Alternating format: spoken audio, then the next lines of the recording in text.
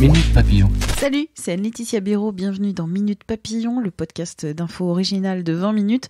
Nous sommes le jeudi 21 novembre et aujourd'hui on parle du procès de Willy Bardon dans l'affaire Élodie Kulik. L'affaire remonte à 2002.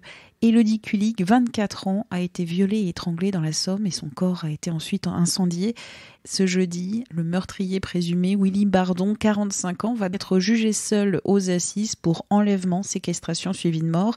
Il est mis en cause par un enregistrement sonore de 26 secondes. Pourquoi cet enregistrement est-il si important ? Pourquoi ce procès s'annonce-t-il si tendu ? Les explications de mon collègue journaliste justice Vincent Ventighem. Élodie Kulik, c'est une jeune banquière de 24 ans dont le corps a été retrouvé dans un champ à Tertry dans la Somme en 2002. Elle avait été violée, tuée et puis son corps avait été incendié pour faire disparaître les traces.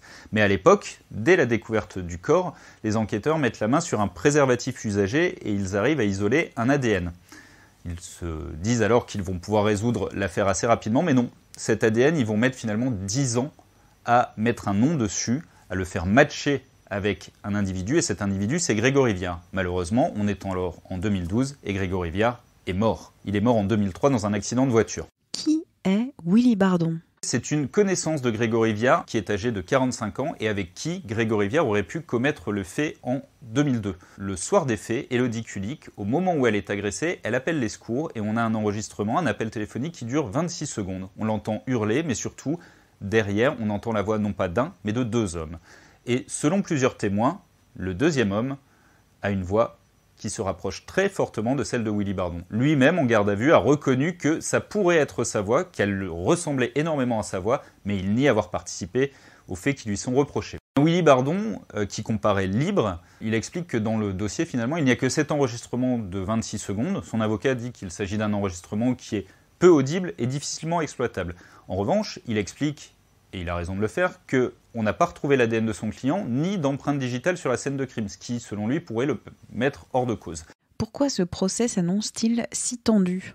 Il y a des risques et il y a des tensions entre les parties civiles et la défense avant même l'ouverture de ce procès. On a prévu 2 entrées dans le palais de justice pour éviter que les gens se croisent, puisque Willy Bardon va comparaître libre, et de l'autre côté, nous allons avoir la famille d'Élodie Kulik, les proches, les amis qui vont s'y rendre. Ça va créer une ambiance assez tendue, un gros dispositif de sécurité est prévu sur place, le verdict est attendu le 4 décembre, et Willy Bardon encourt la réclusion criminelle à perpétuité. Mon collègue Vincent Ventighem ainsi que mon collègue Thibaut Chevillard vont suivre ce procès. Vous pourrez les suivre sur Twitter, Ventighem et Thibaut Chevillard. Quant à Minute Papillon, vous pouvez vous abonner gratuitement à ce podcast d'infos de 20 minutes. C'est sur toutes les plateformes de podcast en ligne et on se retrouve demain. Salut !